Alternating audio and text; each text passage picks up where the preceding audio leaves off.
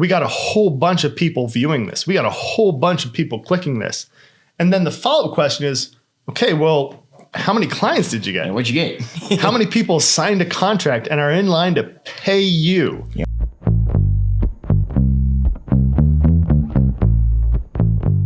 Welcome to Pods on Marketing. I'm Ryan.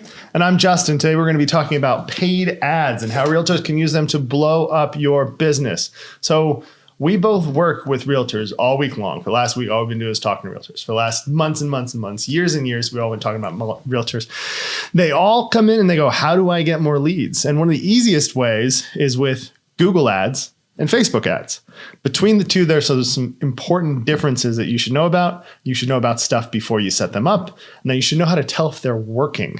So first things first, if I want to run Facebook and Google ads, what do I need to do first? Great question. Great start. So a lot of times, like Justin said, agents come in and they're like, I want to run Facebook ads, I want to run Google ads, and I want to run them now. And that's understandable, but you need an infrastructure first. So the first thing you need is your website. Having a website is a great start, but even still, and that's why it's important to meet with someone like myself or Justin, so that we can go over your website and check and make sure it's properly optimized. It has to have a couple of parts to it. One, you want to make sure that you have a place to park your pixels. Yes. And Google has a tracking pixel and Meta has a tracking pixel. And so there's a way to get them in most programs. If you use one of the big ones, if you use Lofty, if you use Luxury, if you use one of those, odds are it's probably just finding out that number and putting it in. To get those numbers, though, you have to have a business account in both Google and a business account in Facebook. And those will give you access to the ad programs that let you kind of set them up and run them and see if they're converting. Yep. And then that's a main thing too. That's a great point and a great way to start. And then another thing also is you want to make sure that you have lead forms. So like when you're running ads, especially on Google, you're running ads to people who are literally performing a search to buy a home. They're looking for houses, right? So what you need is you need a lead form that once they go to your website and they click on a house, a form pops up that requests their information. So that way you're actually getting a lead from it. Yeah, when you're going back and forth kind of trying to figure out where all this stuff is, just remember, it's actually pretty straightforward. It only gets complicated if stuff goes kind of sideways on the back end. But you need a place for the ad to send them to. The ad can be there, but you don't want the ad to try and collect information or force phone calls. You can do those and you may get some leads, but they aren't sustainable. And if you ever blow up and get 100 leads in the span of an hour, you don't want that many phone calls. You want to be able to have them have an autoresponder from your customer relationship manager, your CRM, so that when they put their lead information in, they get something back from you that says, hey, I'm Justin. Thanks for filling out my form. We're going to be in touch very soon. I'll call you, or you can schedule time on my calendar here with the Calendly link. And it's a great point that Justin said that, because I think a big misconception and problem is when setting up, and like I said, that's why it really does make sense to talk to someone who knows this inside and out, because a lot of times agents are like, okay, I want to run ads and I'm going to spend this much money on it. But the part they're forgetting is that you're not available all day sitting by your computer or your phone. So according to your schedule and according to whether you have a team or not, we need to sit down and we need to say, okay, you're available from this time and this time. And that's why Justin mentioned having different things in place like autoresponders. Remember, when you get these leads and they're coming in, if you don't respond and reach out to them like clockwork, very quick as possible, you're going to lose them to someone else. So unless you have a person or an assistant who's there and able to sit and answer calls and send emails and texts all day, then you need a system in place to actually facilitate those leads. Right. And when you're looking at that setup, there are things that are built in the system that make it harder than it needs to be.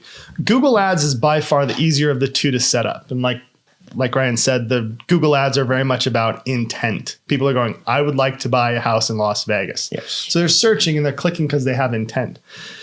Facebook and Instagram ads are more of a looky-loo kind of pull, where you want to be in front of them the same way you want to be in front of people with a car ad. Yep. You never know who's going to buy a car. Well, if you're going to buy a car, then you definitely know.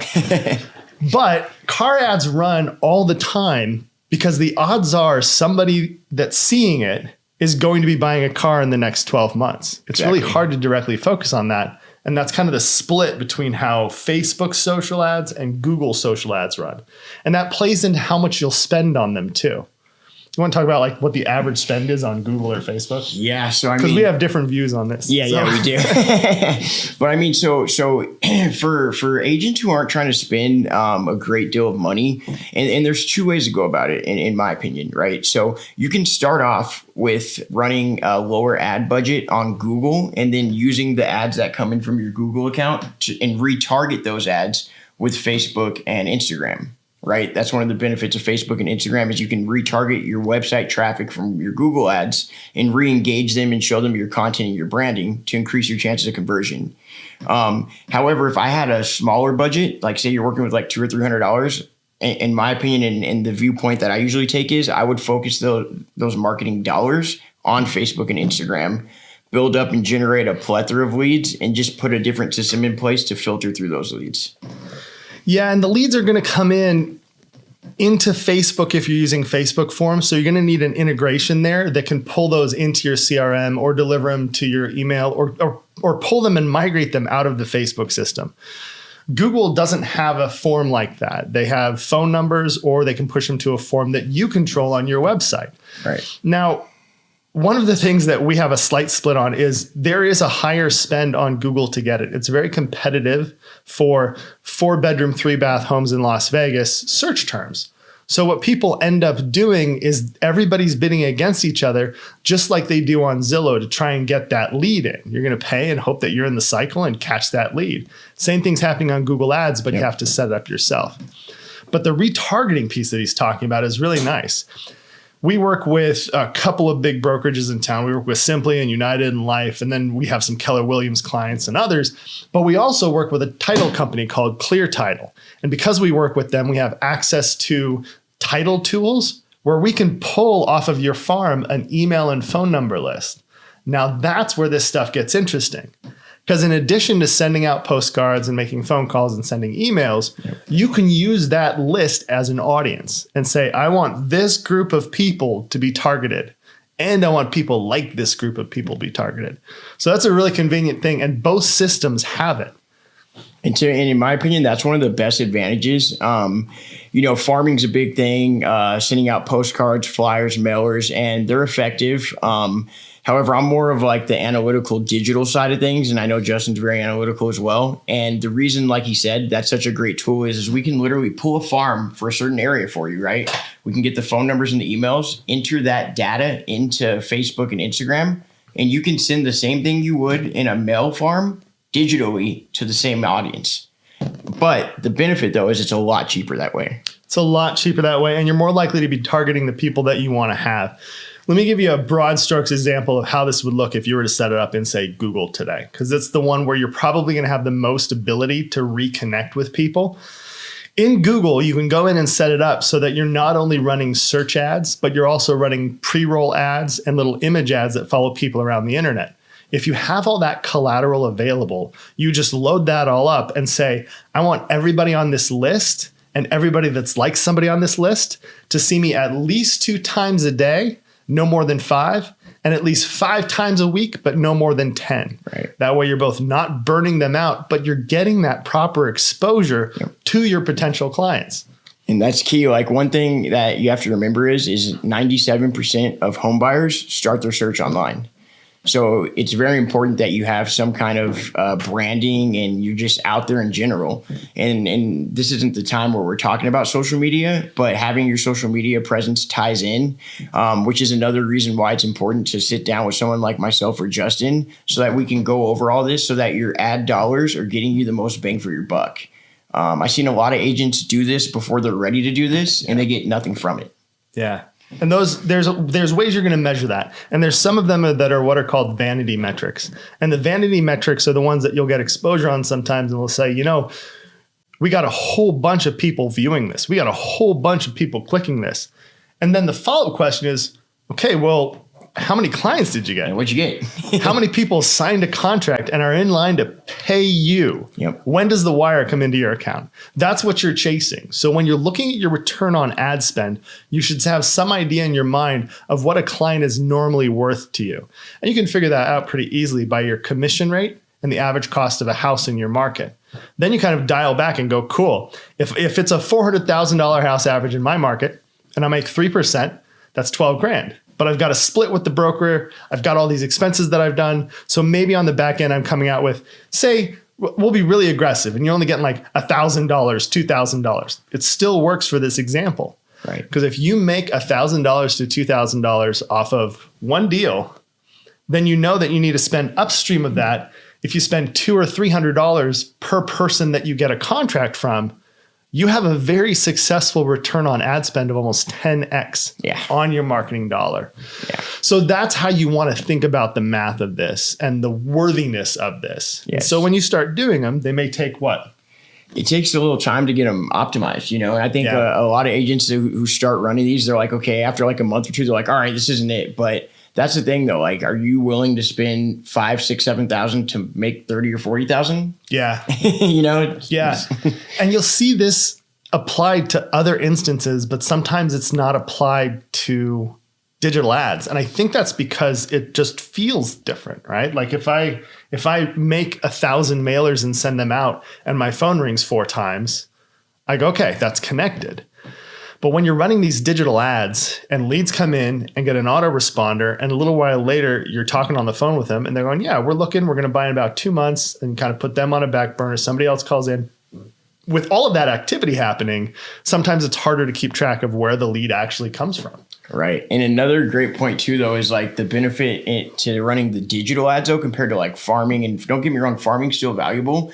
But the reason why I'm so gung-ho on it is because you get to capture that data of those people, right?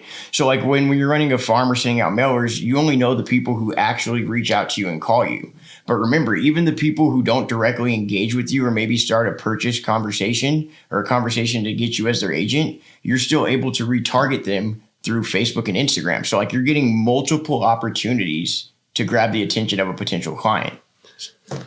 And you have this space where you can set it up. So if somebody, and you guys have all experienced this. You've been shopping and looked at some stuff on a camera site or a closed site, and then a whole bunch of websites you go to, you're just staring at the things you were just looking at. Yeah. You're on Slate or Fox News or wherever you're going. And all on the side, it's all just like, hey, you remember this? Come back and buy it. Yep. You can do the same thing with you. Right. Like that's what the retargeting stuff is really about. It's you made a buying move in my direction. Yep. So I just want to remind you that I'm here for when you're ready to pull that trigger. Right. And the follow-up game's everything. Like we said, like for on average, you need 8 to 10 touch points, you know? So when you're sending out things or you're running an ad or a campaign once or twice and you don't get any hits or results from it, I mean, that's expected if you look at the analytics and the numbers, you know? Yeah. Let's talk about collateral just a little bit, because one of the things that I think people misunderstand is that if you're going to run ads, some people that have been in real estate for a really long time go, well, I just need like property stuff. That's all I can advertise, right? Or I can advertise me. Like those are the two things. Yeah. But you can do more than that. There's a whole bunch of templates in Canva that are built for Facebook and Google ads. So you can go and grab them and populate them with your content. And it doesn't even have to be the houses. It just has to be a selling proposition. It has to be, I'm the best and here's why. Come work with me. Yep. If you click here, you're going to have the best home buying experiences. Listen to the reviews that I've gotten. Here's all my 5-star reviews, right? And so those pieces of collateral are really easy to spin up, especially if you have templates and know how to fill them out. Right. And that's the thing too, like you have to have a full strategy game plan coming into this. And that's like even looking at your landing pages, your conversions, your text. Your text should align with your offer. So like one of the things that we do is when we're running ads, for example, instead of just running ads for homes for sale in Las Vegas, right? And then you have this super generic text that doesn't match the user's search. Yeah. Instead of doing that, we'll actually set your ads up to where you have an ad that's specifically tailored for the user who's looking for a home in Summerlin. Your text and your landing page and your copy matches that. So your chances of getting that person to engage and actually send you their info are a lot higher. So the benefits of working with people who know and do this all the time is night and day. Yeah, in the same way that you as a realtor are doing the best thing for your client by being there, and why for sale by owner is so hard for people to get through, or trying to buy by themselves is hard to get through. It's because you do this all the time. The person that's buying or selling a home does it a couple of times in their life, most likely one. As the economy shifts, it may be less than one on average. but you are the expert. In that same way, Ryan and I have done this a lot. And because we've done it a lot, we know what might crop up, what might get in your way, and how to get around it. Just like you know how to get around the mold questions or the pool questions or the leak questions. What does it mean to have a cracked foundation?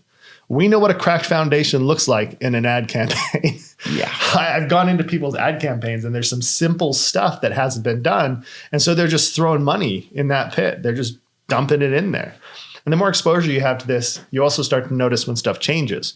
Facebook is going through a drastic shift in the way they're running ads, and so is Google. Yep. And as they change those things, if you're not in it a lot, you're going to go in and everything will be in a new place and you won't know why. Yeah. You can call us and we'll tell you why. It's not always a great idea, but it's there. Yeah. And at the end of the day, we're literally here to help you guys navigate the difficult landscape of running ads and running ads effectively.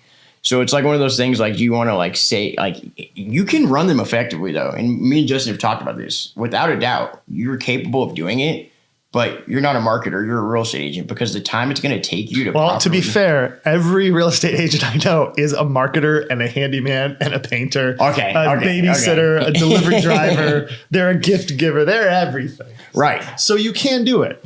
You can do it. However, like for me, like I could also try to lay down. I want to epoxy my driveway, and I could probably do it, but I bet the guy that epoxies driveways all day is going to do it a lot better and faster.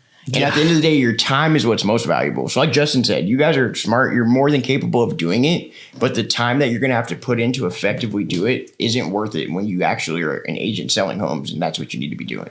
And that's what we're here for you. We're here to save you on that time, and we're here to get you to the point where we're your postman for digital. We're going to walk that last 20 steps to the door to get it in. Let's talk about one kind of, it's not a last thing, but it's one last idea I want to talk about. And that's the holding on to the legacy of all of the leads you get. One of the things that I've seen with realtors is that some realtors, and there's almost a scale, you could do a 1 through 5 of likelihood of realtors. And it goes from, I have it written down on all the contracts that I've had signed and those are in a filing cabinet, to I have them in emails and I could find them, to they're in my phone and I call them, to people that are like, well, I have it in a Google sheet, or somebody else is like, it's been in Excel forever. And then you start getting into databases and you have so much more power to do stuff with those leads. So if you're going to spend the money on leads, those leads can be evergreen marketing for you. Yep. You can pitch them again and again and again, not only with email campaigns, but with ad campaigns.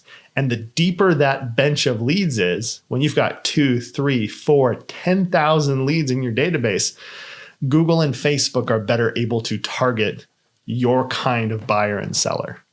Yeah, I mean, that's a great point. And like we said, that's the benefit too of also, like Justin mentioned in the beginning, having a mix of Google and Facebook and Instagram.